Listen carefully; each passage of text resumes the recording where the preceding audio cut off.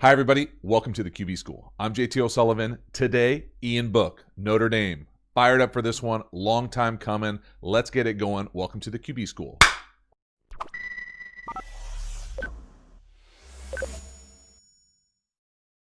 So if you dig this kind of content and you haven't already, please subscribe to the channel, crush the bell, get the notifications, let you know when we go live, when we put out new content. I appreciate the support for the channel. In addition, you want the long form video here. This is just a snapshot, some highlights, some lowlights. And if you want the entire full game analysis, get over to the Quarterback School Patreon community. The link is in the description. I will put it up in some index cards in the corner of these videos as well. Do me a favor, get over there, check it out, and enjoy. So this video, like most videos on this channel, are snapshots, not the entire game. Even if they were the entire game, still a small sample size. Only one game. We're diving into it, see exactly how Ian Book performed, what the film said. Notre Dame, Virginia, let's get it going. So here we go. First play, 2nd and 9. This is a 4 verts down here to the bottom of the field. I think he probably should throw to the slot down here to the bottom of the screen, the tight end. To me, that's there. You know, gets outside the pocket. You know, this to me is one of those classic college quarterback plays, in my opinion. Like the window to me is tight, but it's not. This is a throw you would love to have on a Sunday right there. That tight end going down the pipe with the play fake right into it. Yeah, they hit you with a little bit of a pressure, but not even. They're only bringing 4, dropping a defensive end. To me, that throw is there. We'll see it from the back end, right down the hash. But he's so athletic, he's able to rely on his athletic ability, get out of there, go make a play. You know, still get a positive play. It's not going to look like a negative play on a stat sheet, but as far as an evaluation to me, you know, this is a throw that probably needs to be made. And so, again, and this is a throw that many people, I think, would expect you to make at just about any high level. And I'm not sure exactly what's going on with the release here as far as the slow release, but to me, this is just 4 verticals with a bender right in front of an open field safety. You got to have this. They tried this funky look. I don't care which one of these guys is coming down. This ends up being quarters, middle of the field open. Yes, maybe you get surprised a little that the defensive end drops, but he's only going to cover his wingspan. Again, here, middle field open safety. You're going to be able to come in right here and rip this thing. And I like it even better versus open like this with some sort of draw action. Coming across here, a nice little fake, hit that 3rd step and let that thing rip. So I'll pause it here on the back just to be able to see the timing element of it, but it's even better from the back end, right? You know, I would love to see a little bit of a drop, you know, right here to here. Maybe he's not ready. Usually this is that and like a shuffle back, but right there, that throw is ready, right down the track, right down the pipe, right down the tracks.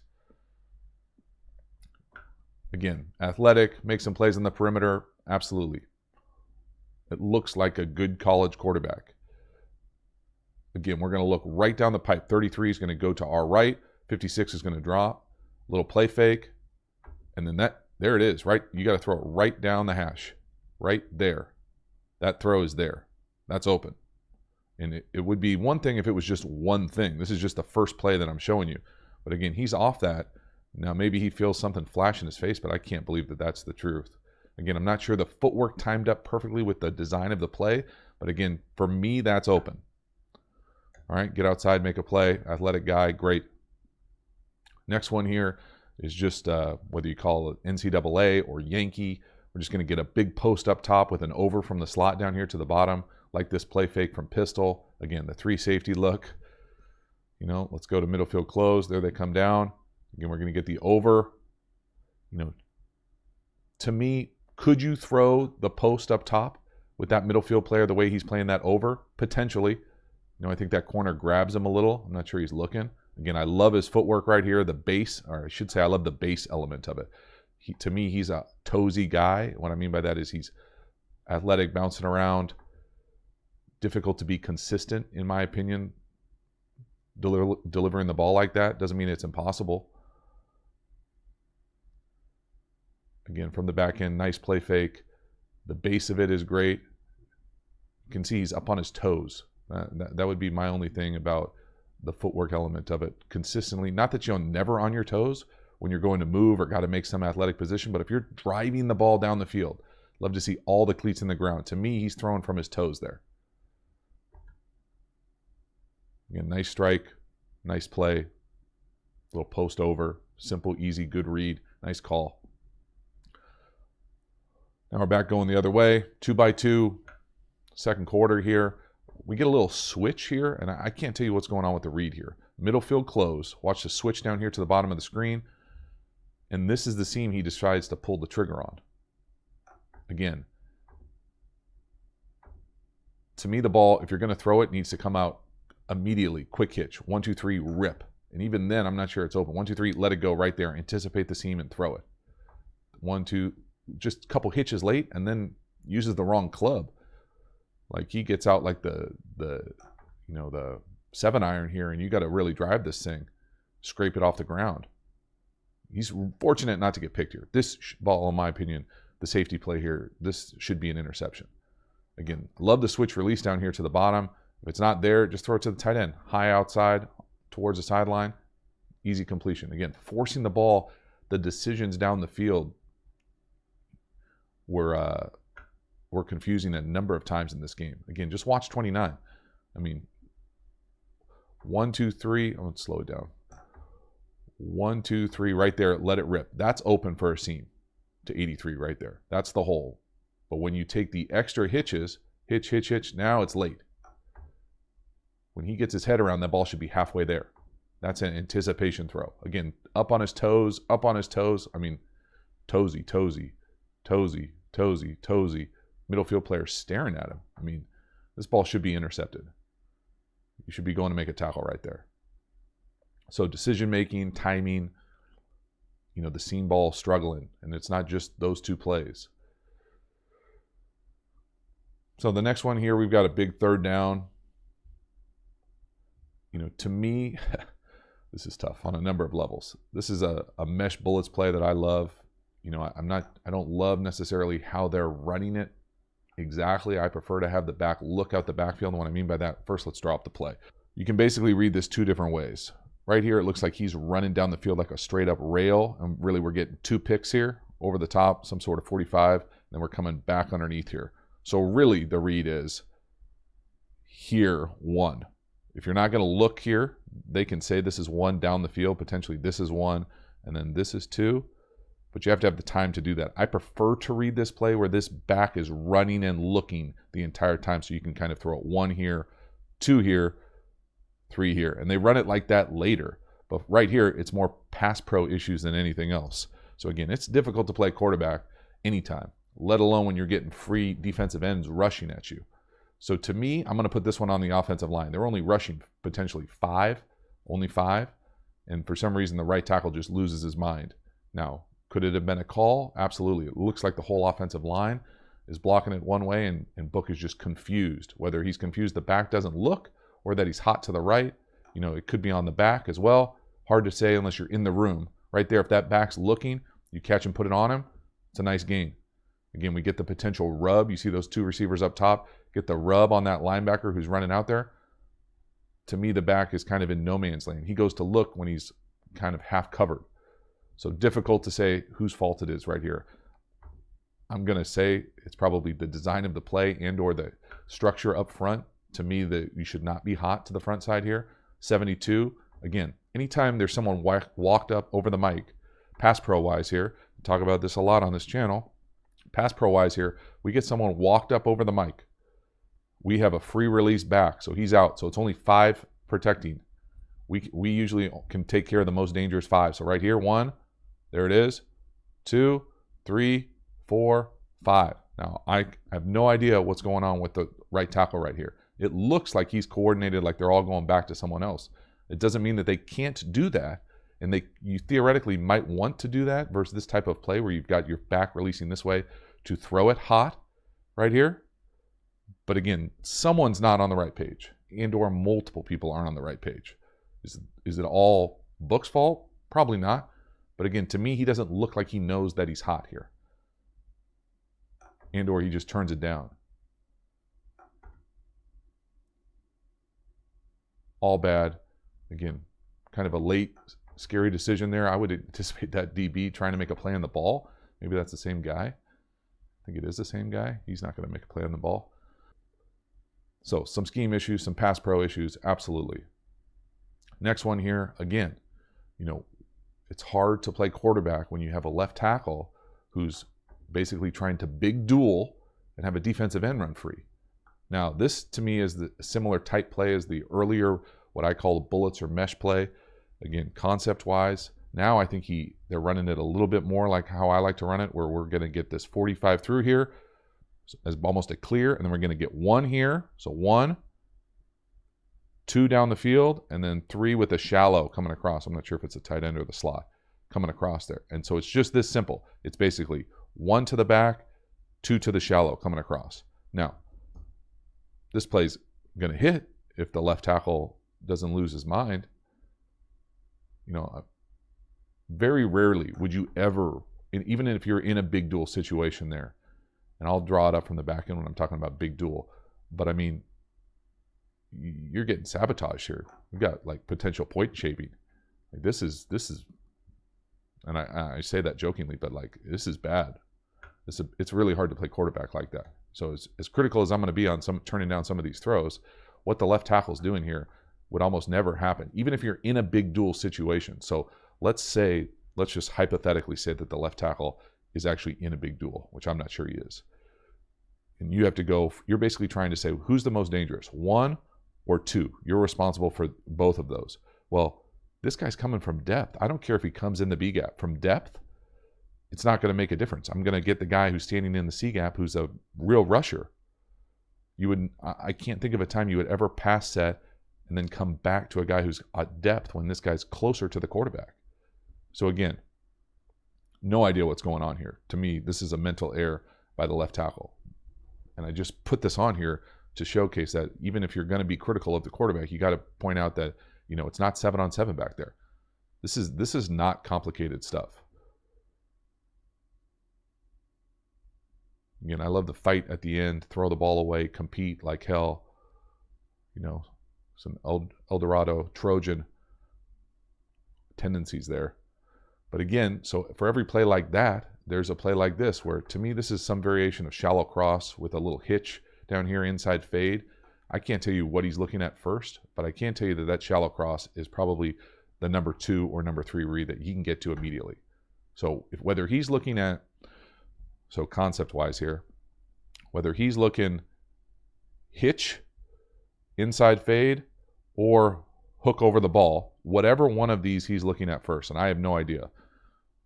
This is probably some variation of an alert or 1A. Same thing with the inside fade.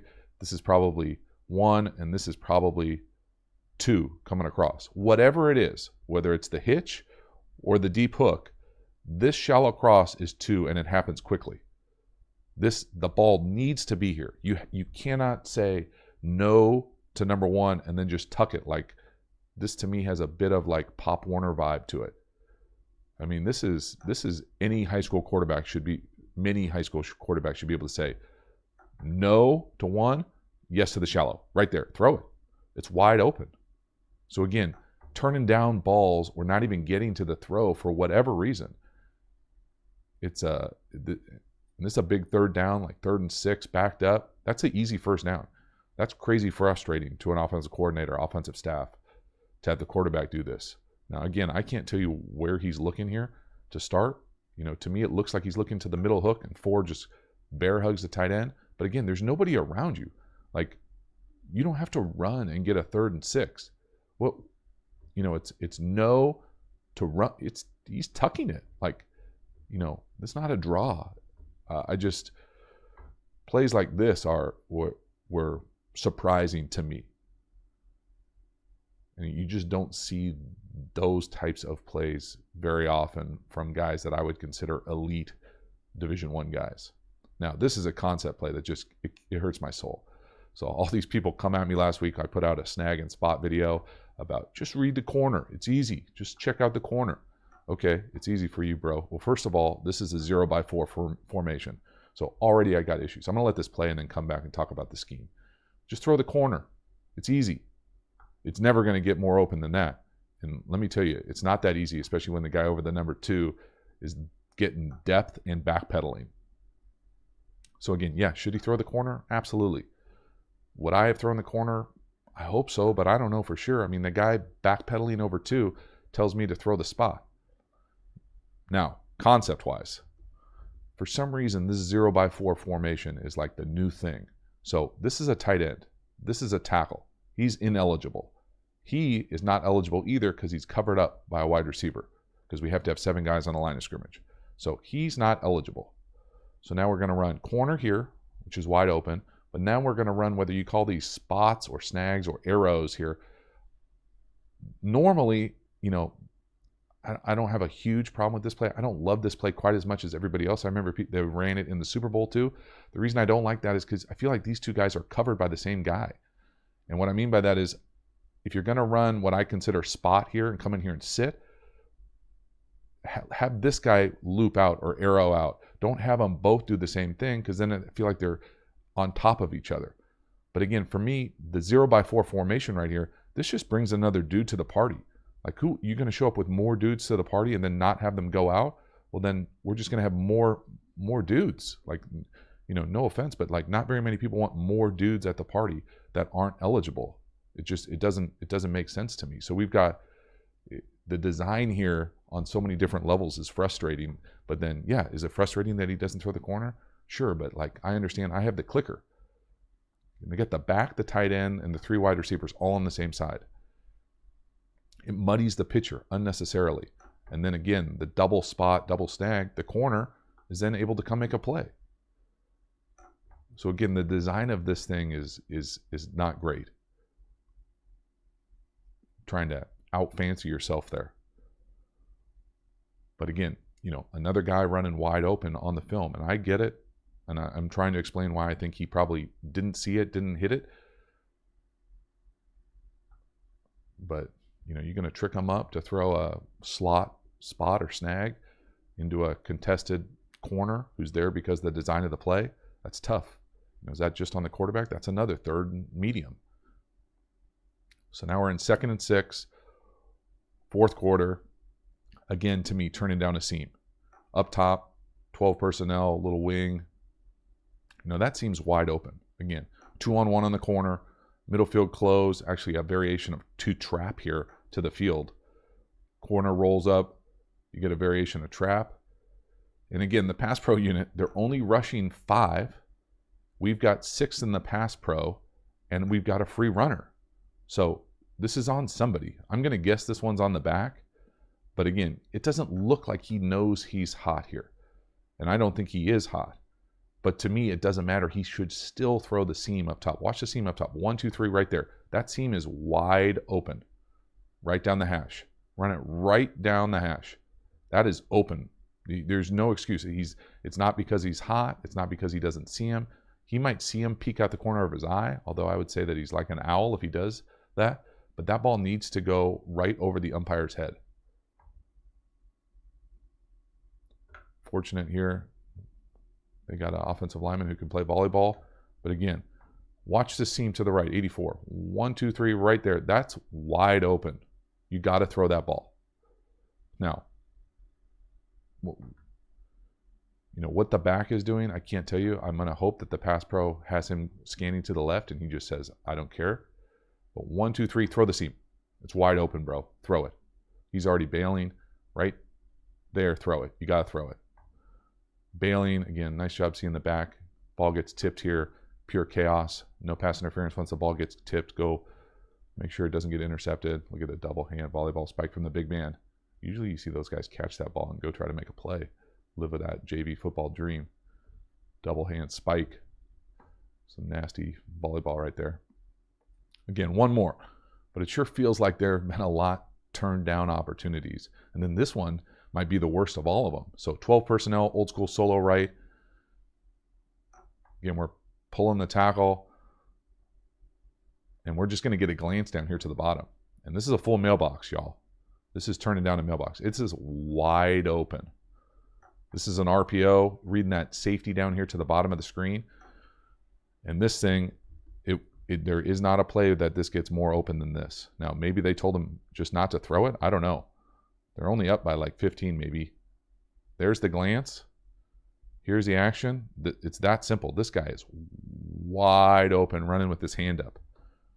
Full on mailbox in real time. Check it out. I mean, you got to throw that. What? I mean, does he think the referee, the umpire is covering him? I don't know, but holy cow. Holy moly. And he gets hit. You know, 2nd and 16. Again, watch 15 here. This is as clean as it gets, y'all. He's staring right at him. Flip it and throw it. That's a big hit. Here comes the mailbox. Boop. I mean, double mailbox. He puts it up once. There it is once. There it is twice. I don't know about the second one, but you got to throw this ball. You have to throw this ball. Wow. So, my goodness. And he gets smacked because you don't. So that's a wrap. Ian Book. Some struggles. Probably more struggles than I probably anticipated. And less to do with mechanics and pocket kind of awareness, base, the things you hear me talk about a lot on this channel. Although I would say occasionally toesy when you get into the full game of it. But really just the decision element about being able to turn down some throws that I think most high-level college players, let alone guys in the league, would pull the trigger on most of those throws most of the time. And so, again, just one game, but interesting when you see the amount of throws that I thought were available that were turned down. Now, is he being coached to do that? Is he having a hard time seeing it? I can't tell you what it is, but I can tell you that the film doesn't lie, and there were opportunities for some throws down the field that just didn't happen. So let me know what you thought about the video. I appreciate the support. I will see you next time. Have a good one.